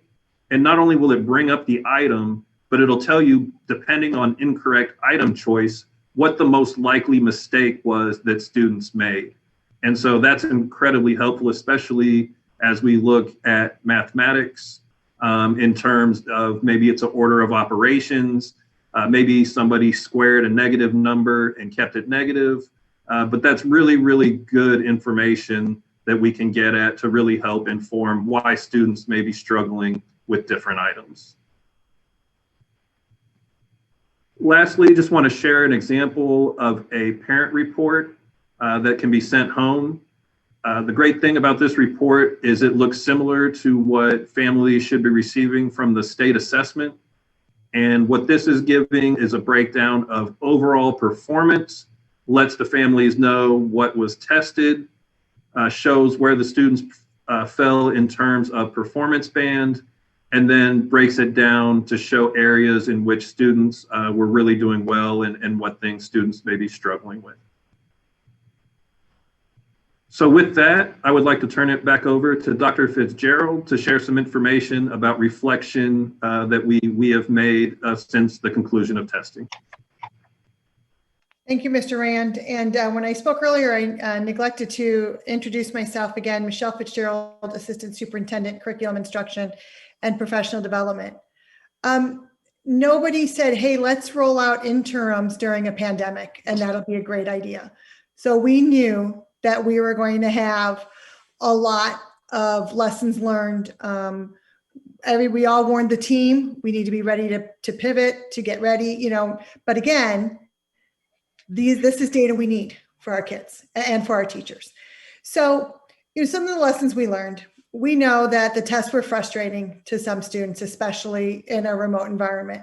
Some of our kids had spotty internet, but we were able to look at some of that data. We had a student who looked like he only got 10% correct, but when the teacher dug into the data and got poolside, realized it was an internet issue because he was only able to answer 6 questions, but out of the 6 he answered, he got 5 correct.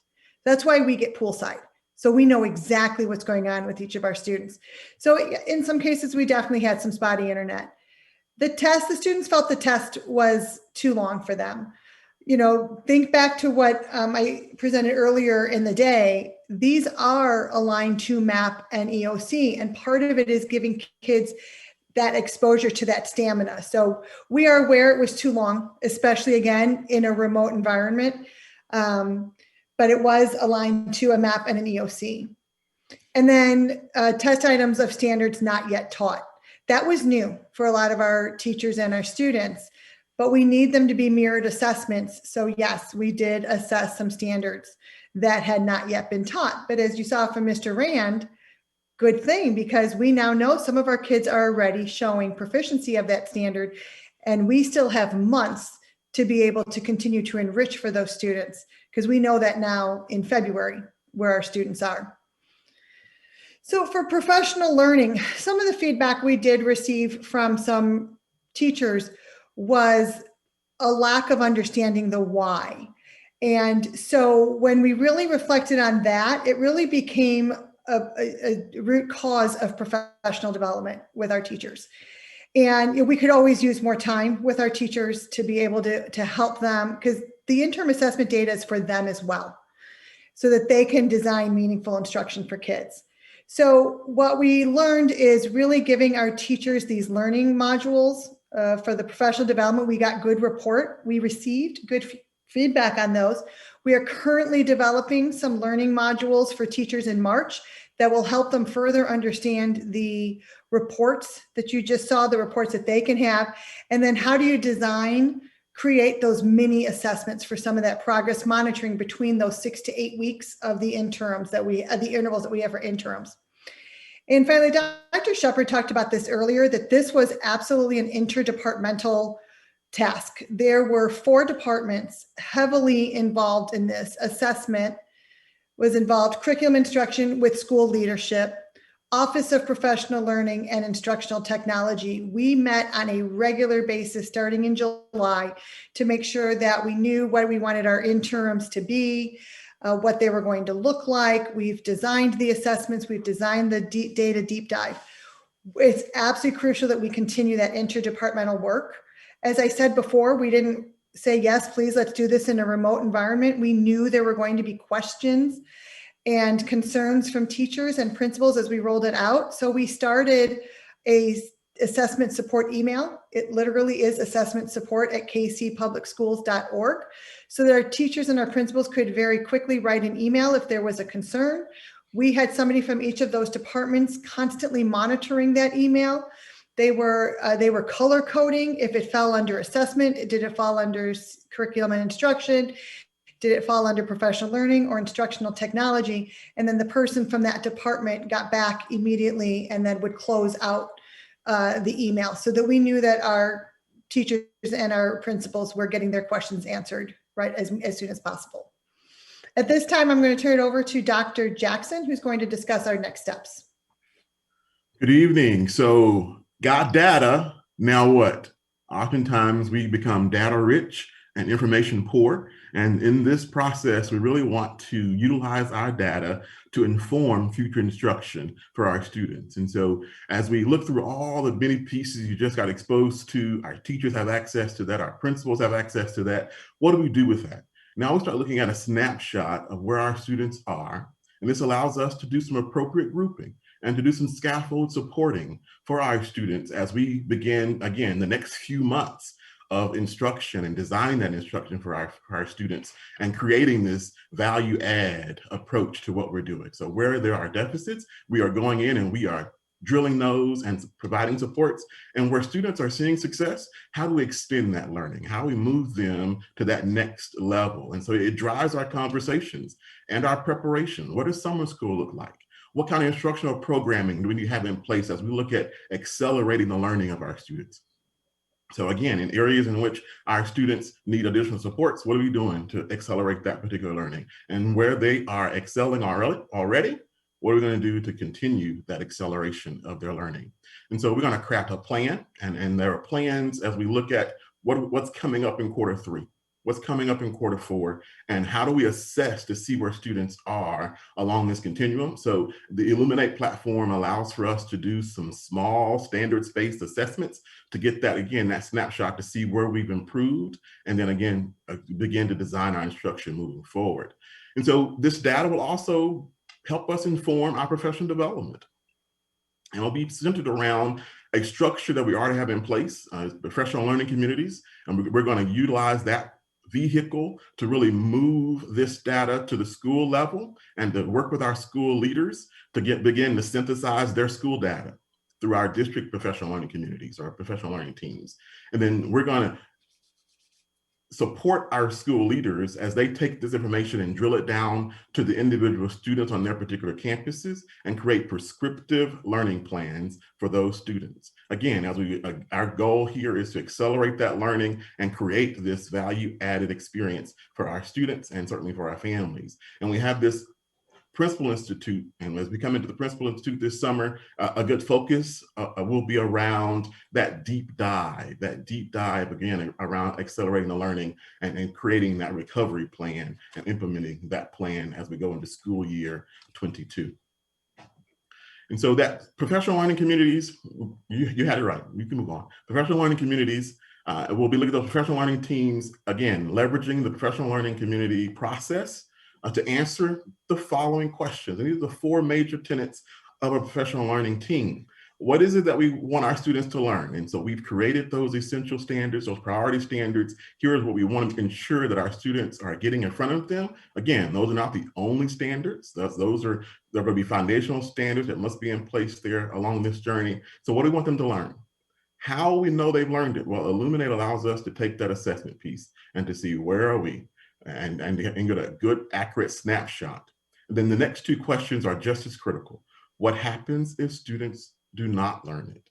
So what things we put in place in order to support students who are not seeing success in those areas? Then the 4th and final question there, just as equally as important as all the other 3, is what do we do to extend this learning for those students who get it? So how do we, again, create that value piece to students being able to extend what they've learned and what they have a good grasp of? And so principal leadership will be critical in this process, has been critical in this process. And in order to support our principals in this process and support our teacher leaders, we've convened a professional learning community process champions group. And so once a month, we're coming together and we're having conversations around how do we make this professional learning community process effective and beneficial to student achievement across our system as we look at our instructional practices.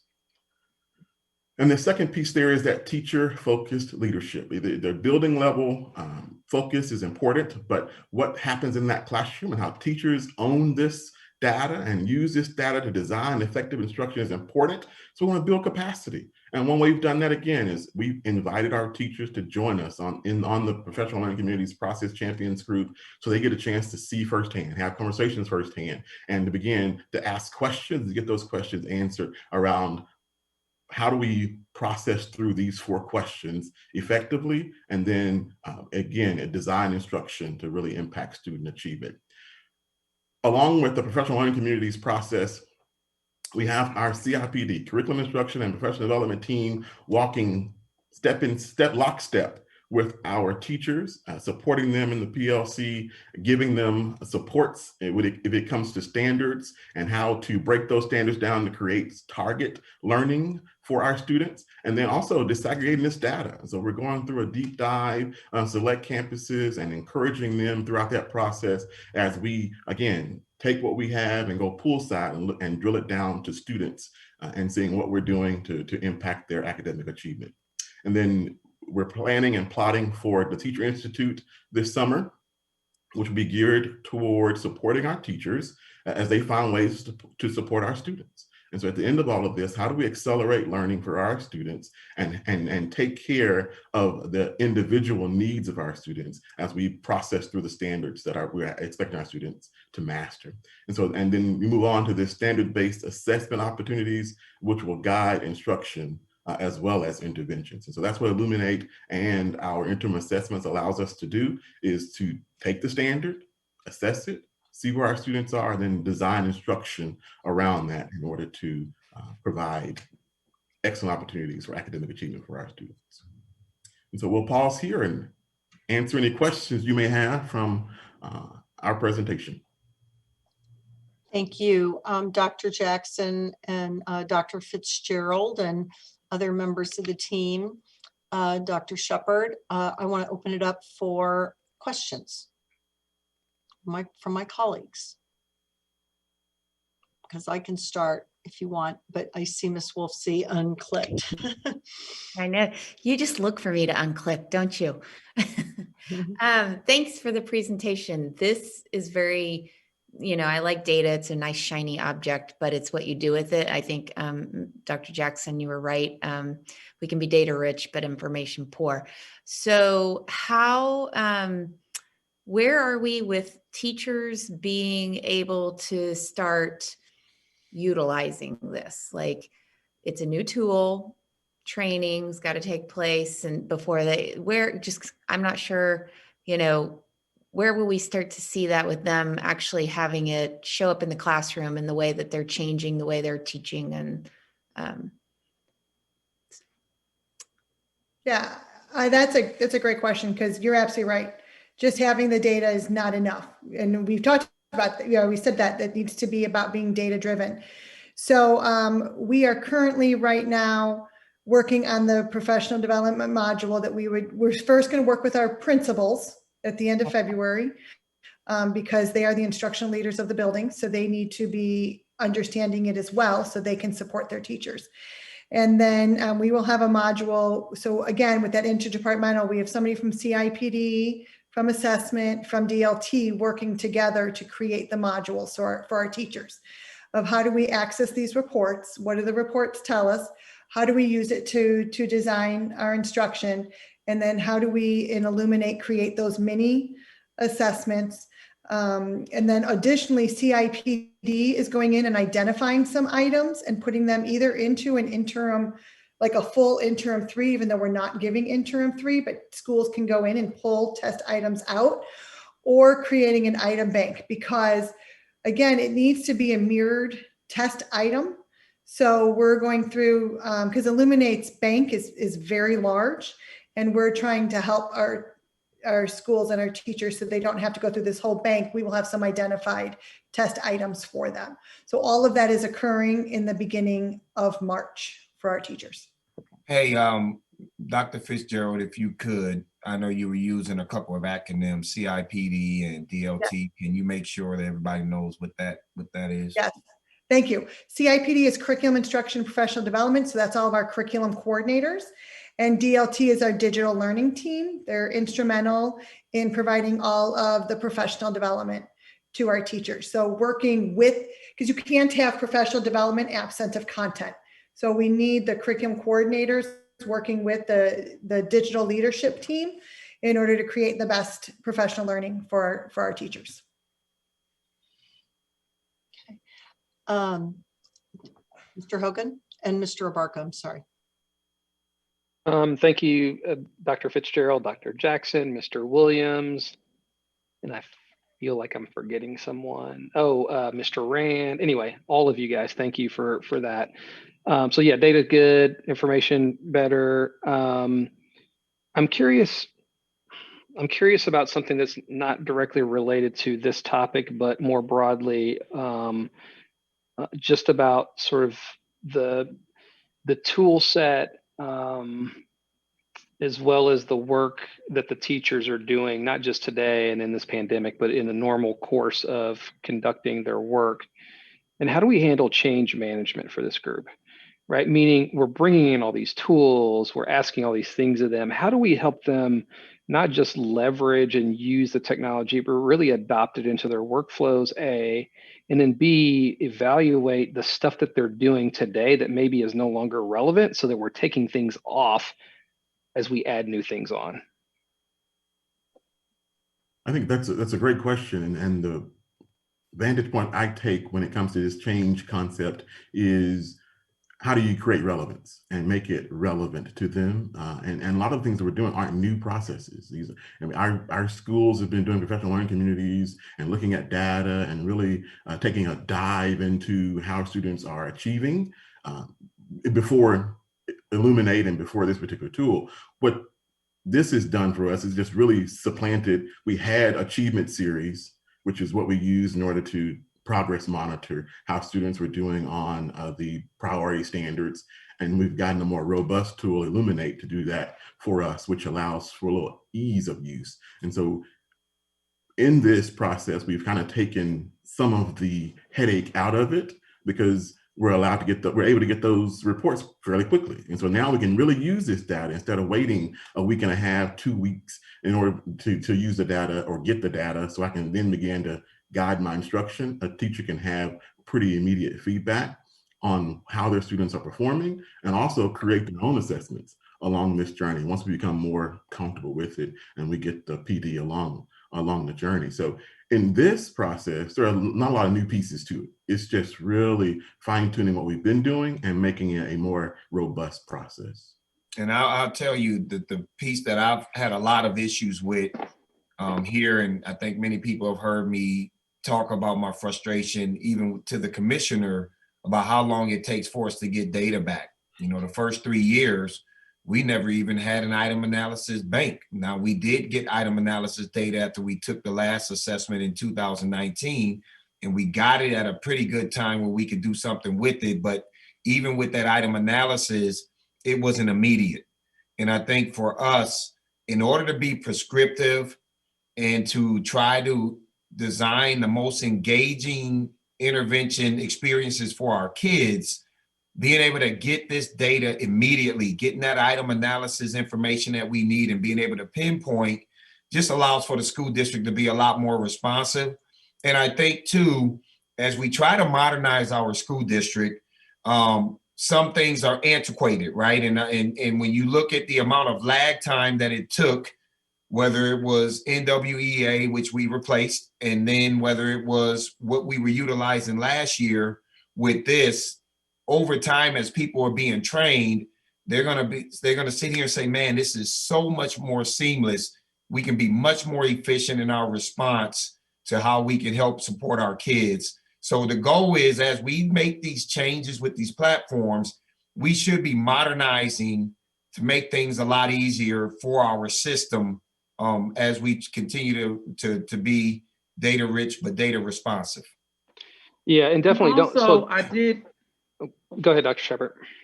Well, I did want to bring to your attention that one of the things that we do in rolling these things out is we make sure we don't have a lot of things rolling out at the same time, which is the reason why we're just now getting Illuminate.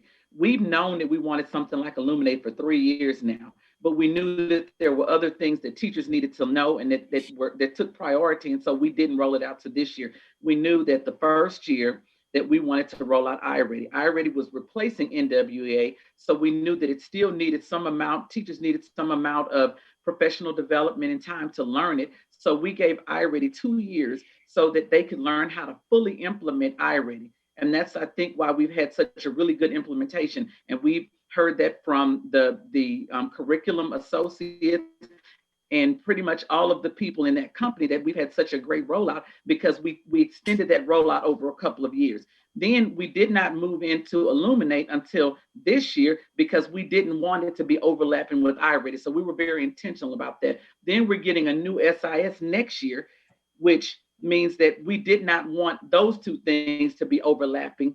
And we were looking at getting a learning management system. We decided against the learning management system because we knew that that would be too much change in 1 year. So we are being intentional about when we roll out some of these bigger initiatives, what type of change needs to happen. There are some things that just by nature of what we do, they cause change, and we have to react to that change. There are times when the state assessment has made a pivot, and instead of this type of question, they have that type of question, and we have to make that pivot. And so then we have to pass it down to our schools. And those are the things that we can't control. But when there are things that we can control, we do try to be very intentional about rolling them out slowly so that teachers have a chance to really grab hold to it. And I really believe that iReady has become a part of our culture now because we did have a slow. And so we're hoping that the same thing happens with Illuminate, and the same thing happens with our SIS so that we can really fully implement these things and maximize their ability and their potential for our district. No, thank you for that, Dr. Shepard. I'm glad you say it. And I didn't, so I'm all about modernization and wasn't questioning the value of this tool, just understanding the change management strategy that you guys are deploying, because it's huge. I mean, I did this work with physicians, and there's no more challenging group of people to work with as a profession than doctors. I promise you that. But just making sure that we're being thoughtful and intentional. And so I appreciate that feedback. Mr. Barca. Okay, I'm sorry, I thought you signaled me. I think for me, I did. Oh, you do? I'm sorry. Go ahead. Okay, I'll go and then I'll come back to you. I know the board's put a lot of investment in all these tools over the last few years, and I can see that you're putting them into place, and it's complex and it's a lot, as my colleague Nate Hogan said, for teachers to adapt to. I know I'm not going to hear this tonight, but at some point, what I'm really interested in is what are the interim assessments in a COVID year telling you? And where are the places, I know there are probably multiple areas in which you've got to tackle, but have 3 or 4 areas risen high to the top of your scale so that you can really dig in.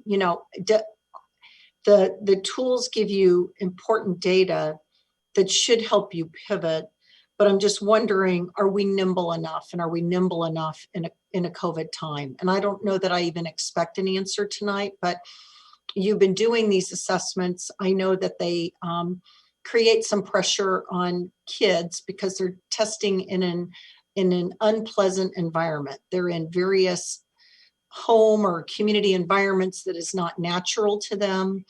And but I'm wondering, at what point can you catalog or highlight for us some of the higher level areas of interest and concern?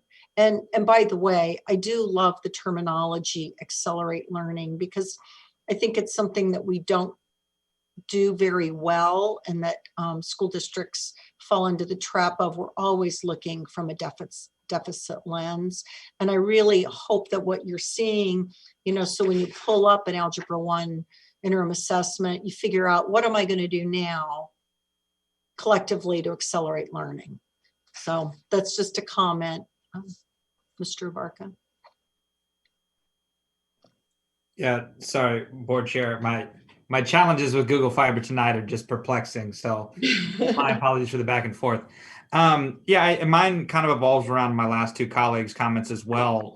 Just trying to make sure that we're taking that cultural lens as we approach some of this change, as I think I've heard that some of it can be traumatic for teachers and staff who may not be prepared yet to receive this and understand that there is so much value in this data rich environment, that we maintain that level of culture that that is welcoming and engaging and coming along, and not necessarily a cracking of the whip necessarily on everything that exists. So just as a comment to say that, this is amazing stuff. I love to see the data. I know the first time I saw it in a school setting, I had no idea once the curtain was pulled back that teachers were responsible for all this level of understanding. So very much appreciate this level, but want to also convey that balance is important. Dr. Jones? Yes, y'all know every year around this time I talk about summer school. Right now, parents are starting to think about what they are going to do for the summer. And so I think this data is incredible. And I heard you all mention, multiple folks mention how this will help with even some of the planning that you'll do for the summer. And so I just want to encourage that and to encourage early communication with families about the summer. This is around the time when we're looking to figure out, okay, this is sort of a different year, but I am thinking, all right, what's going to happen this summer? What's going to be available? Other entities are starting to put out their, materials and their plans for the summer. And I think this could be a good opportunity for us to be, if it's going to be about accelerating learning, then that should be conveyed, I think, to families during this time. And then if there are we know there are always other programs or opportunities in the community, thinking about how do we get some of the information out to them. So if some of our students are going to be going to things that the city is putting on, or Campfire, or just any other organizations, is there some way that we can impart something to them, knowing that those students are going to come back to us in the fall? So I'm just thinking about the summer right now, and hoping that some of this data can aid in your planning for that. Okay. Any other questions or comments? Okay, thank you very much, Dr. Bedell. I think you have some business items to.